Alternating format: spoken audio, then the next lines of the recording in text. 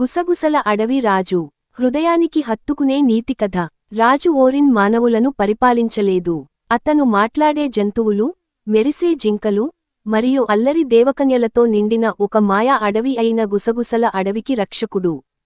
శాంతిని కాపాడటమే రాజు ఓరిన్ పని.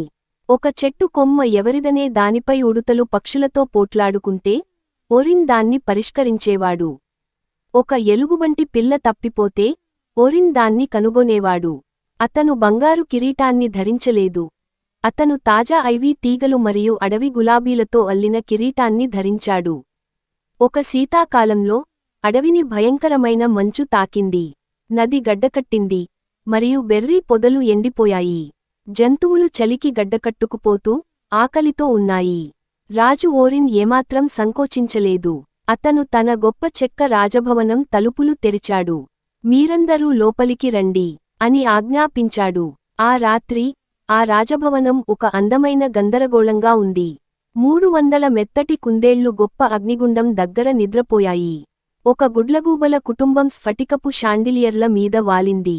రాజుగారి వెల్వెట్ తివాచీ మీద ఒక పెద్ద దుప్పి గట్టిగా గురక పెట్టింది. రాజు రాత్రంతా దుప్పట్లు మోస్తూ తన వద్ద ఉన్న శీతాకాలపు గింజలు, విత్తనాలు, పండ్లను పంచుకుంటూ గడిపాడు. ఆయన ఒక్క క్షణం కూడా నిద్రపోలేదు. ఉదయం కాగానే చివరకు సూర్యుడు మేఘాలను చీల్చుకుని బయటకు వచ్చి మంచును కరిగించాడు.